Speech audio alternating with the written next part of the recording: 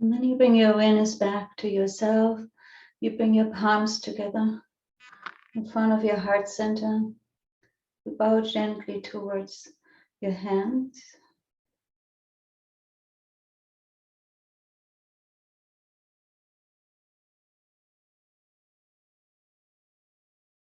And you take a moment to feel the me in the we.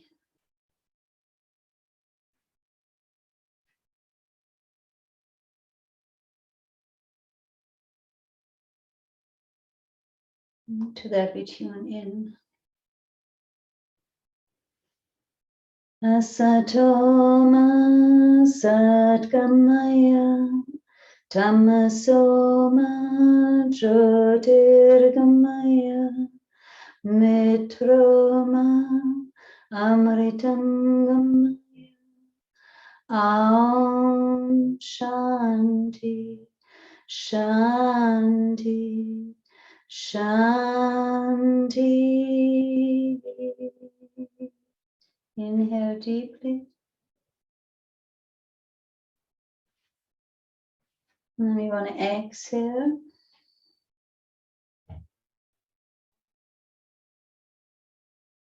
To open our eyes, we have all our fingertips touched like a tipi, but the fingertips are pointing down towards the ground. You, through the open mouth, you inhale while you bring your hands up towards your heart center. Your hands are coming into the lotus. You're still inhaling through the open mouth. And then when you come towards your third eye, you open your hands, the side of your Mercury, your pinky fingers touch, and you give the energy over, out into the world. And here you exhale through the nose. Inhale through the open mouth, all fingertips touch, pointing down towards the ground until your hands come towards your heart center, into the lotus. You're still inhaling through the open mouth. With the forehead, you open your hands, the side of your pinkies are touching. You exhale through the nose. Inhale, open mouth.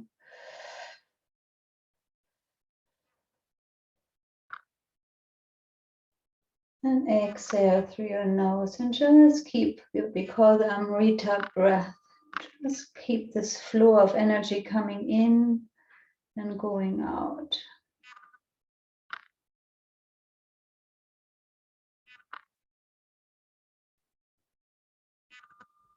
It's like the circle of life.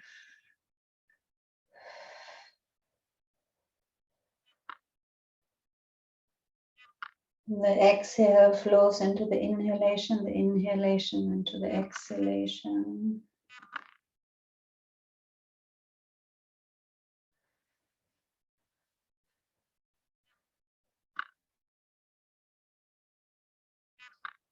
We're filling ourselves up and we are giving over.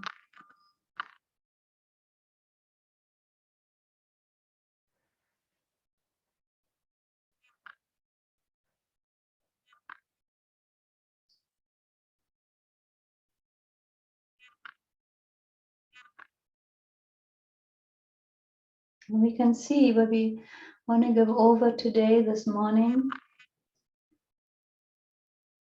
And what is it we don't want to carry into this day with us? What is it we like to bring in?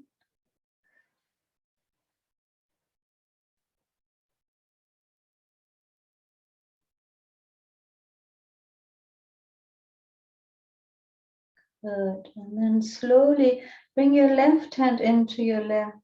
Right hand, the back of your right hand is on top of your left hand.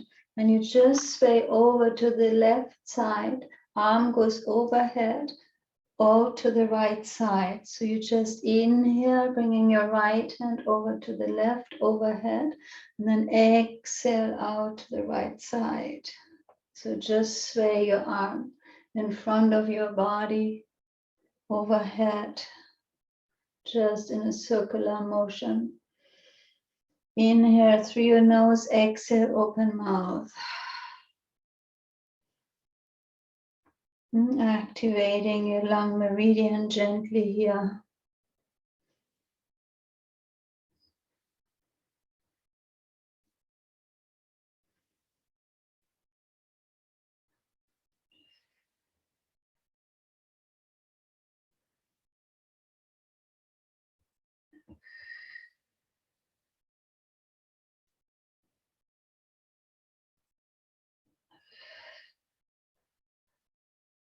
Last 2 repetitions.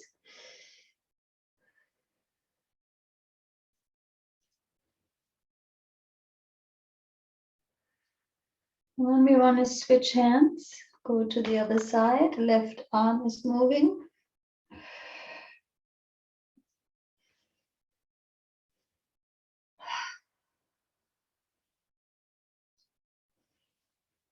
Feel the stretch on the side of your body.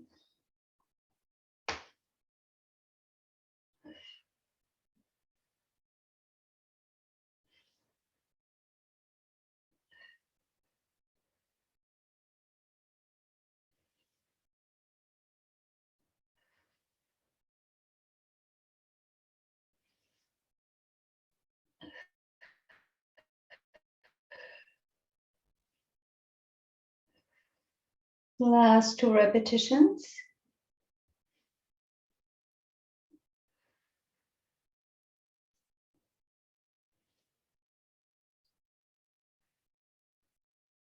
Good, and then your palms are touching in front at your, around your belly button, fingertips pointing down. You inhale, you bring your fingertips up to the level of your heart, and then you exhale out. Inhale, bring your palms together, up to the heart, exhale.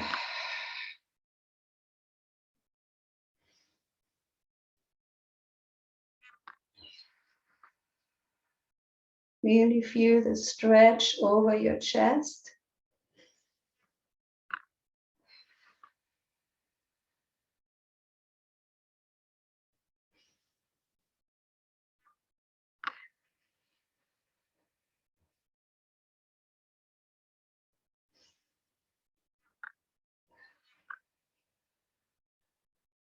Can we do 3 more repetitions here?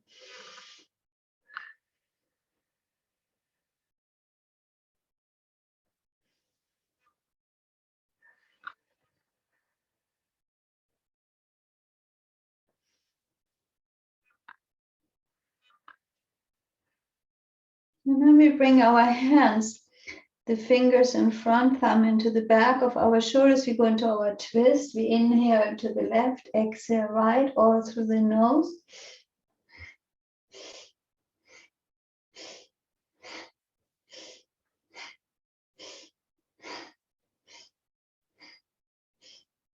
And make sure you take your head with you. And looking over the shoulder that moves back.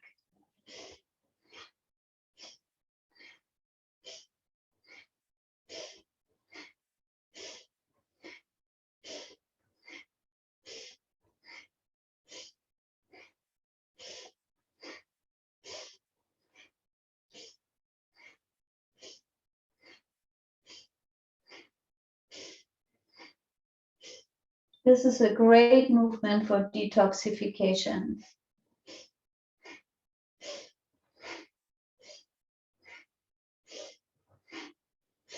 Last 15 seconds.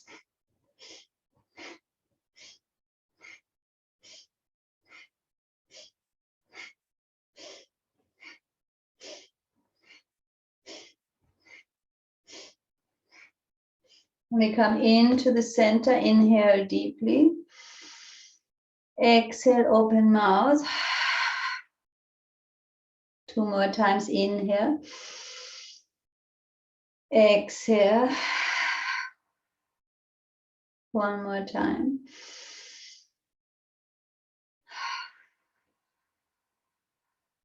Good, rest your hands onto your knees, palms facing upward. And then I give over to Nirmala. Thank you, Siddhi. I have a question for you, Siddhi, about when we're doing these different breathing exercises that are cleansing or whatever they are for us, how they're helping us. And we're often, you're saying inhale on the left or exhale on the left. There's always a rhythm. Does it matter if you're doing it, if you inhale on the wrong side? Is there a rule of thumb for remembering that you inhale on the left and you exhale on the right? Or because I always have trouble remembering which way to start. I suggest, so often in the yogic tradition, you want to inhale into your heart. Great. And you want to imagine you exhale out of your liver. Mm-hmm. Yeah.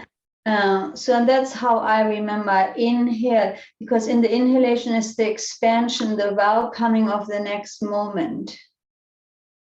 Yeah. So that's what you want to have into your heart center. And then the release is more out of the right side, out of your liver. Perfect. Thank you. That helps. I can remember that. And one more question. Does it matter if you inhale, exhale through the nose? Because that's also something to remember, that it's hard. Yeah. So in general, you want to in and exhale through the nostrils because they are your filter system. Yeah. So, but I like to also engage exhalation through the open mouth because a lot of people are holding tensions in their jaw. And then for them, it's much better to exhale through the open mouth because they get more stale air out. So I play with it always how I feel. But in general, you want to breathe in and out of your nostrils. But if I focus on, something where I want to let go of, I often suggest open your mouth on the exhale. Just by feeling. Okay, thanks. 2 good rules of thumb to remember. I mean, there's not a better tool available to us everywhere all the time than our breath. So if we can, find some of these different breathing techniques and utilize them when we're under stress or when we just need to clean something out or for whatever reason, but reconnecting and reconnecting to our breath is probably, as an awareness discipline, the best thing we can do. So thank you. That's really helpful. Good morning, ladies. This morning, we're going to start for a few minutes with Sheila Ellison, one of our Spirit House facilitators and a wonderful friend of ours. She is going to share with us something that she has done in the past and is going to offer to our group as another, well, I'm going to let Sheila talk about it. I'm going to stop talking and I'm going to let Sheila. Everybody, what I've been thinking about for a very long time is the feeling of being in circle and how much the world needs women in circle everywhere. And so I would like to start, I've been thinking about on a broader scale of having offerings where women can meet and sit in circle, even though it's on Zoom, with the idea being not to hear each other. And I loved your opening prayer, Nikki, because it so spoke to that, reaching to the women on your right and on your left and being there, just being present and being able to be and to have our voices heard, just heard, what we're thinking about, what we're struggling with, what we're trying to birth and seed into the world. We don't always have a place to just be heard, to not be told what to do, to not be judged. And that's what my goal is for the circles that I'd like to create. So I'd love to start with anyone in this circle who wants to meet just for an hour a week, where we divide up either in 3 or 4s, 15 to 20 minutes, and just hear each other, where we are, what we're thinking, and move from there. Lovely. So I know Sheila's done this before. She created some circles a number of years ago for single mothers. Was it single mothers, Sheila? Yes. Yes. And it was very successful, and it gave them a place to be able to, if they wanted to ask for some support, you can of course ask for it, but mostly just to be able to, in your own mind, how often we solve our own dilemmas when we hear ourselves speak to what's really true for us. And there aren't that many places where you can do that without being interrupted or told what you should be thinking or judged for what's really happening inside of you. And a circle with the integrity of having what's is said in the circle, staying in the circle, with having that confidentiality, and having a place where you know that it can be laid, but you're not affecting anyone. Other people are not having to take the journey. You don't have to worry about how they feel about it. You just can say what you need to say. So I'm going to put in our weekly email, I will put something about this so that you can respond if you'd like to join, and Sheila will figure out the time, when and where.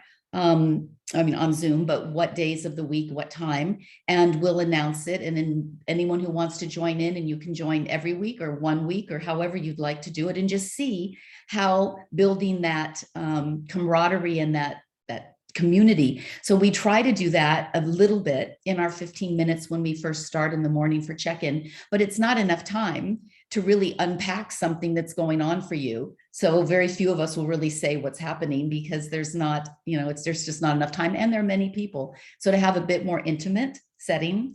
So let's see how we can expand circles to have different agendas and different ways that they might support us. And you can drop in and out of it. It's not, we're not trying necessarily to build other friendships out of it. We're just trying to find a safe place for us to say what needs to be said. So let's see. Thank you, Sheila, for offering. And I mean, one of the things Sheila and I were talking about is how fabulous it would be if women from all over the world, so you would, different women would be joining, and you would hear things that were happening in other places, other demands and other lives that are being impacted in so many different ways, that it would connect us to women, not just the women in our circle, but women beyond. So let's see. And one more thing, and we're starting with this circle as a way for me to practice, a way for us to see what works and doesn't work, so that we can expand these and get facilitators of other women, maybe within this group, that want to volunteer for an hour a week to lead a circle. So that's my big vision, but we're starting with our circle. Thank you. Yeah. Thanks, Nikki. You're welcome. It's a great way to maybe even volunteer, because eventually if we're holding these circles so there would be many times during the week that you could drop in. It wouldn't just be one time. So you might look at the schedule and say, this week I can do Wednesday at noon. And Wednesday at noon, there might be a whole group of women you've never even laid eyes on. That would ultimately, it would be a larger group, but somebody needs to hold the space. And all of us here could do that. It would be beautiful for us to take on, once a month or once a week or whatever works for your schedule, to just hold the space. And one person might show up, 100 might show up. We don't know. So anyway, let's see where that goes. But thank you, Sheila. So today we're going to start on some micro practices that are supporting the Yoga Sutras, the Indian sage Patanjali's epic writing, the Yoga Sutras, which are the foundation for practices that can be body, mind, spirit integrative. And I'm sure you're like, another practice, why are we doing more practices? And I just want to say that our aim of this group, and I think of most of you in your lives, is just to become a fully integrative being, to have body, mind, spirit operating in concert in a way in you that becomes the grace. So we're graceful when we feel integrated. When we're feeling out of sorts, we're not graceful physically. We trip or we bump up against things. We're not able to hold space the same way when we don't feel like we have the fullness of ourselves showing up. And yoga, the intent of yoga is to yoke, is to pull together, to make the connections between body, mind, spirit, and then ultimately body, mind, spirit to the divine. That's the yoking that's spoken to in yoga. So if we can look at Patanjali's teachings through the Yoga Sutras and imagine that there are many possible disciplines that come out around these topics that he has delineated, this is why we keep coming up with new possible ways of doing the same thing, different ways of handling our breath, our pranayama, different ways of handling our mind busyness, because I'm trying, Siddhi's trying, we're all trying to introduce one another to one way that works for you. So there isn't one best discipline. The best discipline is the one you do. So if there's something that connects with you and you think that I can use that breath practice, or I can use that way of looking at a situation in my life, or I can use that way of moving my body, anything that works for you to integrate body, mind, spirit is the discipline that you can be doing. And there isn't one, there are thousands of ways that we can connect ourselves and integrate ourselves. So we keep throwing out possibilities, and some of them will stick and some of them you'll say, I don't really want to do that. It's fine, but we're going to keep bringing them to you, because ultimately you're going to build a toolbox of the practices that are most useful and available to you in the situations when you need them, and in general in your life, in integrating body, mind, spirit. So I'm going to go through some fun ones today that you might add to your toolbox, and I will post them. They'll be on our toolbox on the website, so that you can access them anytime you want. And let's just see if we can keep expanding our toolbox. We'll find that there's no situation that we're in where we're not able to connect ourselves in the fullness of who we are, to show up for it, whatever the demands are. We don't know. The demands of life come new to us each day. So we need to have a varied enough toolbox that something is available to us at all times to help carry us through whatever is surfacing in our lives. So today, let's go through just briefly each of the 8 limbs of Patanjali's Yoga Sutras and a practice that might go with each of those. So as a reminder, for those of you who weren't with us last week, there are 8 limbs that are the steps or the categories that Patanjali wrote about in the Yoga Sutras. So the first is the yamas, and those are the ethical principles and disciplines that clarify our relationship to the world. So it's how we are integrating ourselves into the world, whatever is happening outside, and making the outside and the inside match. It's not our internal process, it's our external process.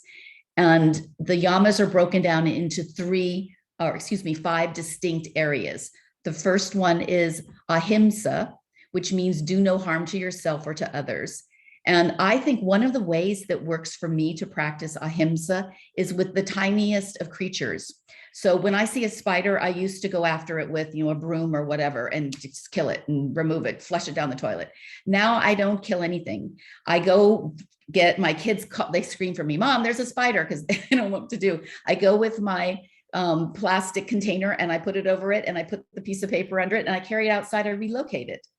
And the same thing with ants. I'm using different techniques and different ways of recognizing and acknowledging that all living things are living. And that my idea that because it's not a human being or something large, a home domesticated pet or something that I relate to, that it's not just as important.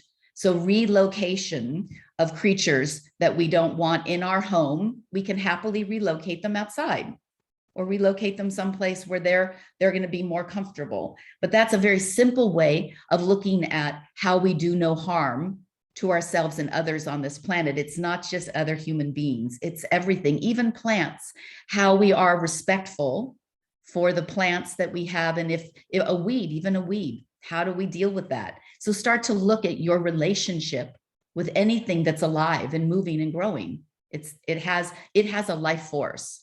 And how do we honor that? The second of the 5 sections of the yamas is Satya, the honesty to self and others. And the practice that I recommend in this is about speech. So in choosing our words, so slowing ourselves down so that when we communicate, we not only use the words that are most accurate. So there are many word choices we can use to express ourselves. How are we choosing the one that most clearly expresses what it is that we want to communicate? And then secondarily, looking at how is this communication as close to truth as possible without me inputting my own judgment or my own fear or my own desire for what you might believe or do? How do I use my words to state reality versus my own story? And that's a really lovely practice to use with everyone that you come in contact with, because we will find that inherently, even subconsciously or unconsciously, we're often bringing up stories to get a situation to be the way we want it to be. So let's just look towards using our words in the most honest and authentic and clear way that we can in our communications. It's really slowing down your speech and your interaction with someone, hearing what they have to say, and then taking the time to choose. In the Buddhist tradition, it's called right speech. And the Buddhist teachings endeavor to teach us to use as few of words as necessary to get across what it is that we're trying to convey.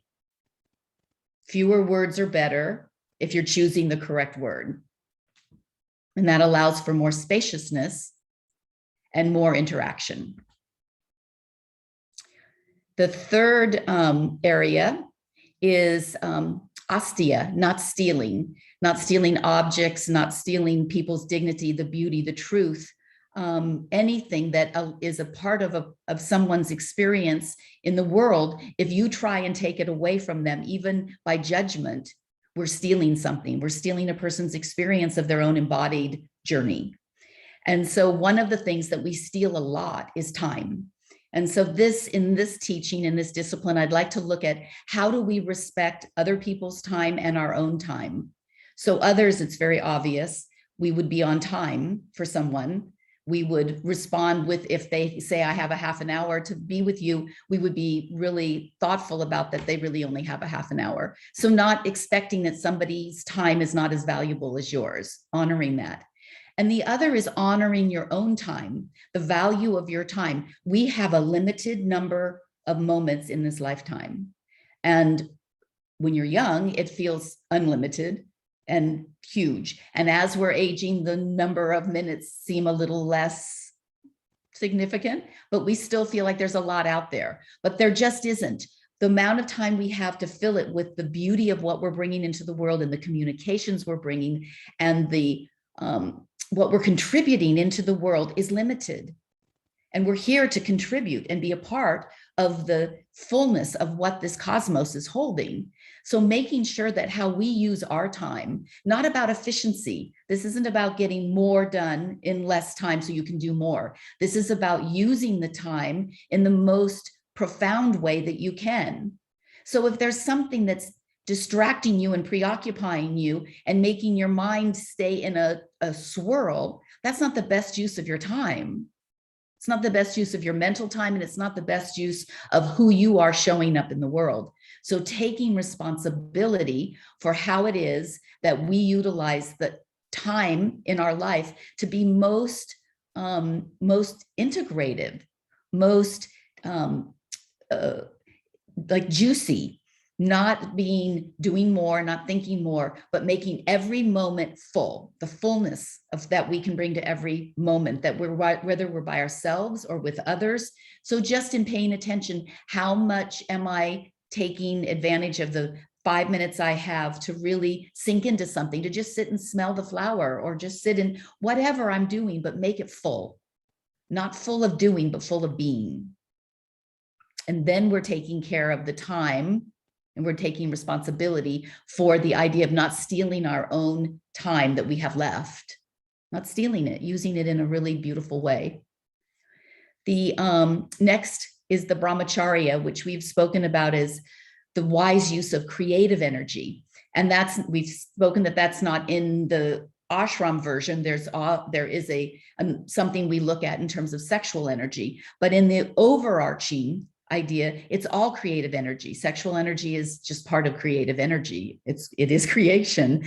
How do we not give away our energy? How are we using our energy wisely? This is a little different than time, because you can do things in time and you're using up minutes in the day, but I'm talking about using your life force. How do you use your life force wisely? How are we manifesting and creating and co-creating into our lives with this energy that we have, this source? It's the reservoir that we're bringing through us. It's the fountain of our aliveness. And how are we using that wisely? Life force is not our physical movement. It's a practice of watching our energy input and output. So to use our energy wisely, we have to be really attuned to how we're spending our energy. And if you see your energy as being spent in ways that are unwise, this can be in relationships, this can be in conflicts, this can be in worry, this can be stuck in the unknown. We're sucking up our energy to be in places that it shouldn't be. Where is it prudent to use your energy? You have to pay attention in order to see that you're using your energy in the ways that are the most creative and that offer you the most opportunity to manifest and co-create in this existence. That's what we're here to do. But if we're not consciously using this life force of ours to do that, we're dwindling it away. And at the end of the day, you're exhausted, but you don't really feel like you expressed into the world. You're just tired. We want to be vibrant. Co-creation and creation makes us more alive. When we create and manifest, we feel more alive, not tired. So if you're feeling tired at the end of the day, your energies are getting misused. And we have to take a look at what am I allowing to pour out of me inappropriately? And where can I close the valve and let that energy stay inside of me? And where do I put it? It's a choice. This is a choice we have in our lives. It's not taken from us. Our energy is not taken, we give it. No one can take your energy away. They can create whatever drama they want in your life, but without you giving permission, they cannot actually take your energy. You have to open up the valve and say, take it, sure, suck it out. You get to decide, I'm not letting my energy be sucked out for things that are not appropriate for me. And where I need to put my energy and my life force, I will. I'll choose. This is your choice. The next is aparigraha, which is the non-possessiveness or moving from greed to generosity of spirit, of heart, of love. And I want to talk about a concrete way about not being possessive. And it has to do with, my time's up. Okay, I'm going to go just through this one, Siddhi, and then I'll stop and we'll finish the rest next week.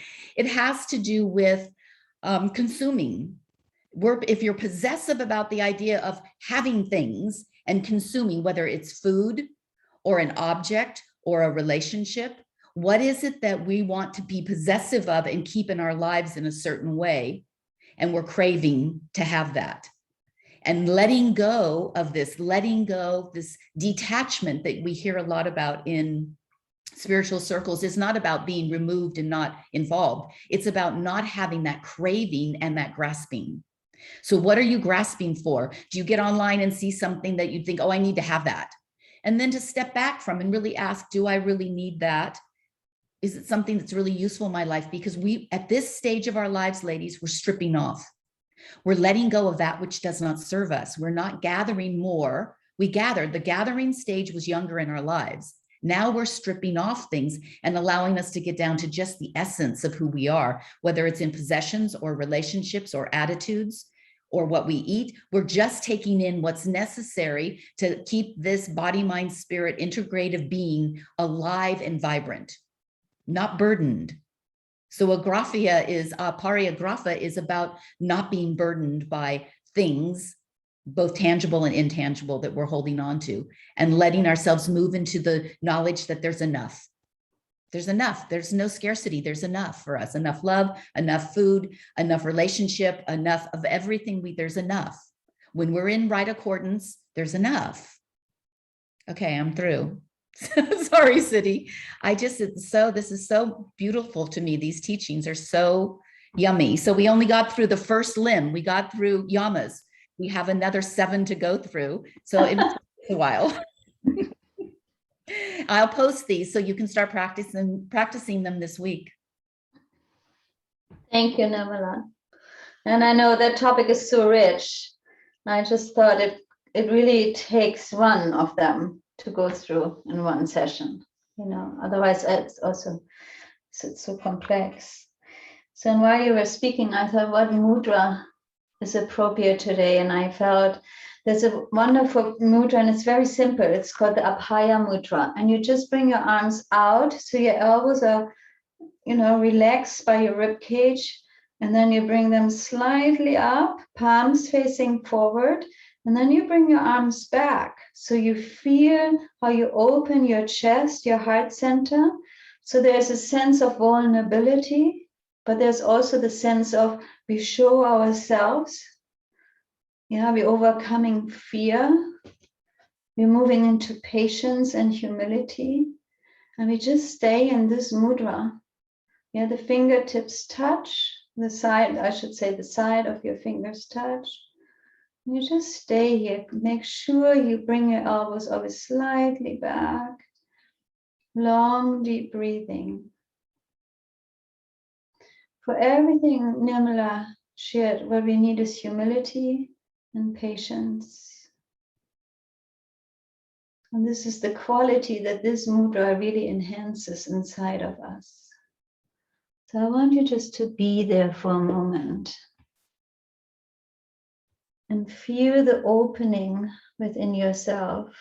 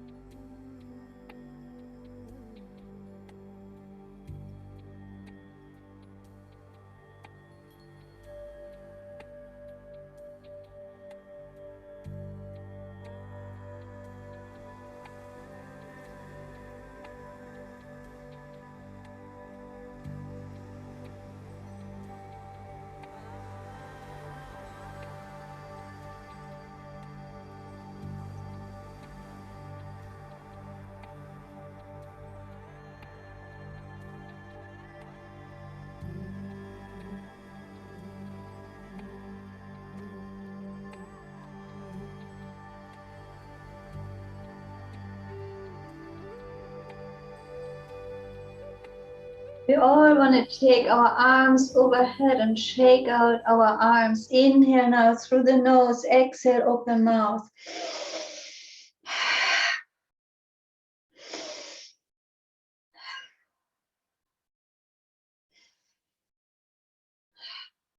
And then resting our hands back towards our heart center into prayer pose.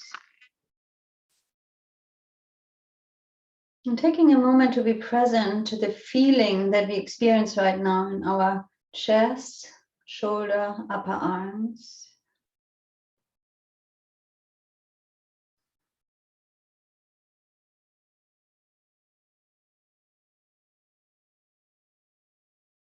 But just by staying in that mudra, there's an opening occurring inside of us.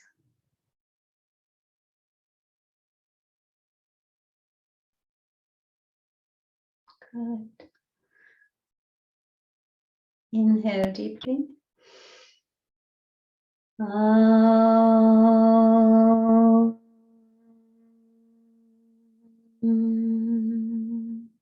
Shanti, Shanti, Shanti.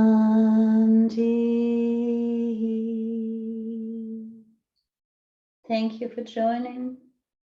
Have a beautiful day wherever you are. Namaste. Namaste.